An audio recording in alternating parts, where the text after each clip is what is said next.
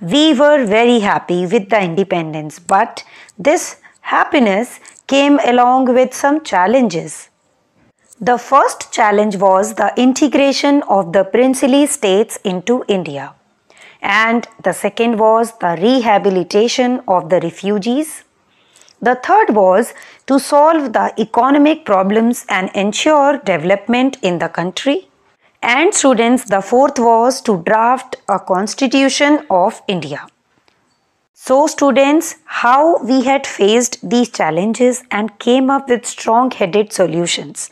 This chapter is all about it. But before going further, understand the following key terms. The first term is princely state. Princely state is also called as native Indian state under a regional ruler in a subsidiary alliance with the British. Students, provinces were British territories which were directly administered by the British government, and princely state, as we have seen, the native Indian states under regional rulers in a subsidiary alliance with the British government. Okay, the next is refugees. People who have been forced to leave their country to escape war kind of situation. Now, rehabilitation. It is the action of restoring people's life to normal. It means providing them with basic amenities like food, clothes, shelter, all of this. Means bringing their lives on normal track. Now students, constitution, a body of fundamental principles according to which a state is acknowledged to be governed. Then privileges, so a special right or advantage granted to a particular person or to a group. Then we have secular. Secular means not connected with religious or spiritual matters. For example, we say India is a secular country. It means there is no official religion of India. Now students, coming back to the challenges. So students, India became independent, but this happiness came along with the riots that occurred because of partition. So as a result, nearly 8 million refugees that entered India from Pakistan. The challenge was to provide basic amenities to these refugees. That is, rehabilitation of these refugees. So students, initially refugee camps were set up and later on they were provided with basic amenities like food, clothing and shelter. Now students, the next challenge was integration of the princely states. At that time, there were nearly 500 princely states ruled by Maharajas or Nawabs. The Indian Independence Act of 1947 gave princely states an option to choose India or Pakistan or continue as an independent state. Then students, Sardar Vallabhbhai Patel, India's first Home Minister, was given this task of integrating the princely states. Students, Sardar Vallabhbhai Patel persuaded most of them to join India. The rulers of Kashmir, Junagadh and Hyderabad remained undecided for a longer period, but later on all three agreed to join India. Students, the next major issue was development of economy. After partition, India faced many economic difficulties. Most of the rice and wheat producing areas went to Pakistan, which led to food shortages in India.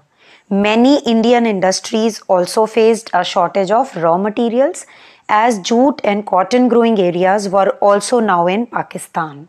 So students, it became a great challenge for Indian government. The government had to find a solution to all these problems. So for this, there was a need to frame a constitution. Now coming on to the drafting of constitution. Between December 1946 and November 1949, we had drafting of Constitution. The chairman of the drafting committee was Dr. B.R. Ambedkar.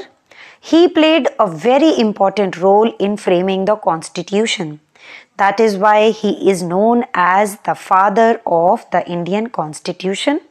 Students, please note down here, the committee completed its constitution framing work on 26 November 1949. The Constitution of India was adopted on 26 January 1950. Since then, this day is celebrated every year as our Republic Day.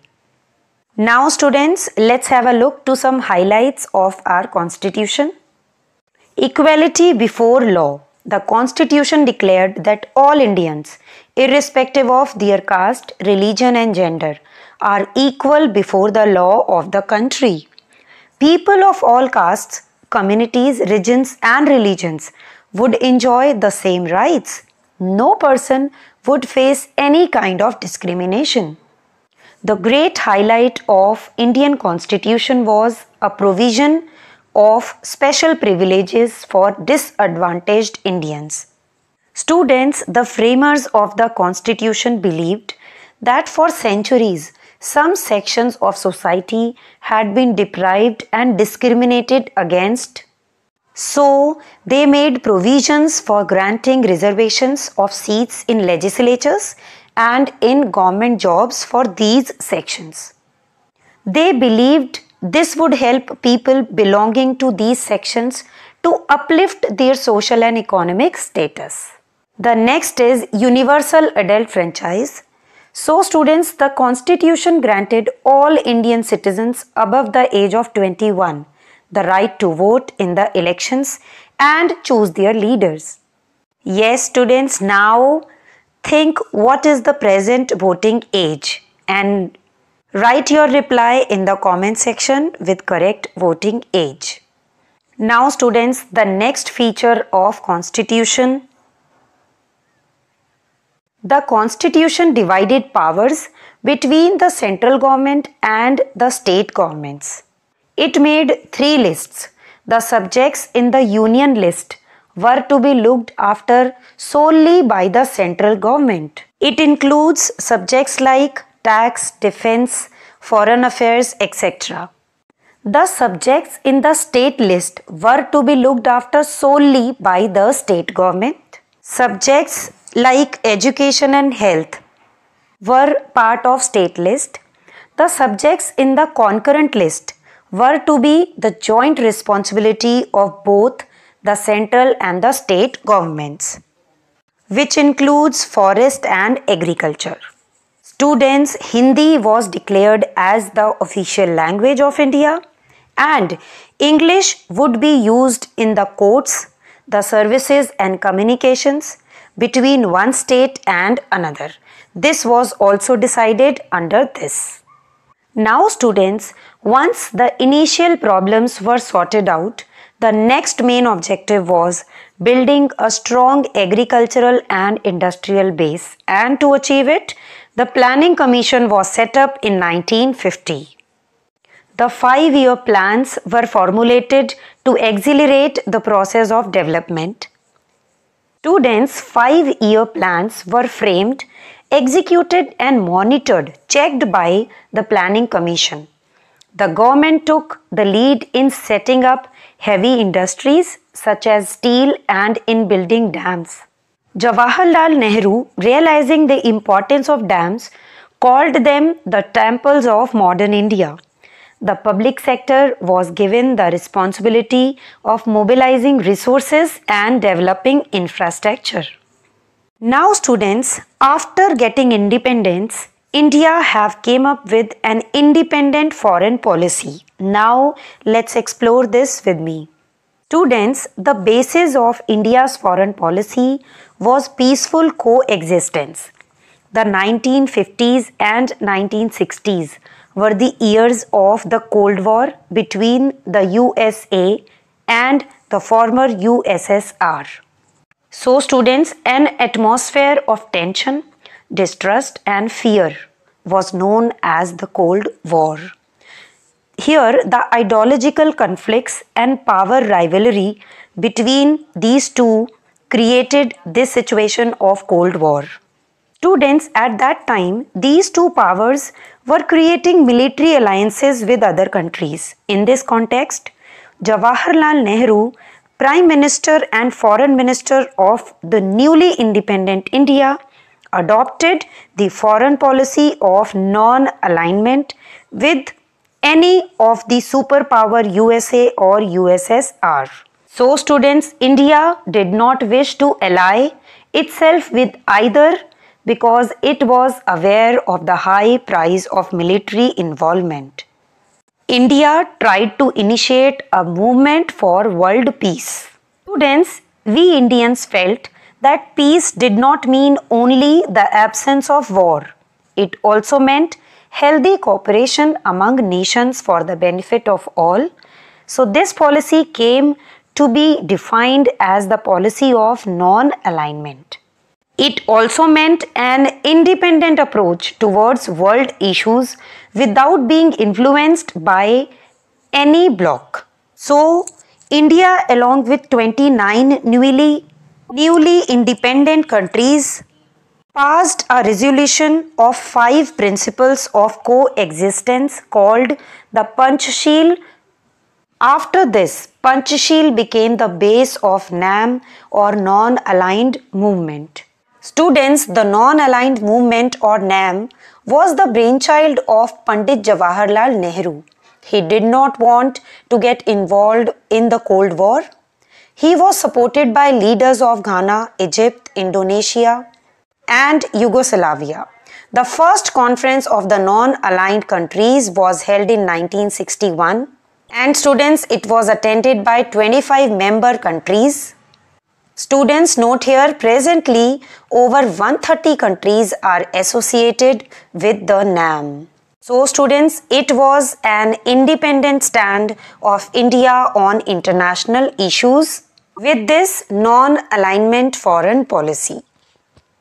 Students, now think, we have celebrated 7 decades of independence. It is the time to assess, to check our successes and failures. Students, as we all know, India is a land of diversity. People practicing different religions and speaking different languages live in India. But despite such diversity, India has managed to stay united and hence strong. India remains a secular and democratic nation. People here have the right to vote in the elections and elect their representatives. We have a free press that has become very vocal over the last few years. We also have an independent judiciary. Agricultural output is at an all-time high and there has been a tremendous increase in industrial growth. India is now equipped with nuclear energy for use in peaceful activities. And students, India is also one among the few countries which have sent a mission to the moon. Students, India has progressed a lot during the last few decades, but there is much more to be done. Removing poverty is the biggest challenge. There is also a lot of caste and gender inequalities in our society. Providing education to all is another challenge for India. Along with education, providing job opportunities is also a great challenge in front of India. Challenges are many.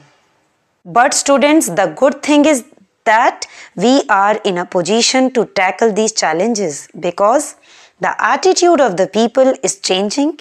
Indians today are much more aware and responsible. Yes, we want a change and we are willing to work for it. By this, we are done with the chapter India after Independence.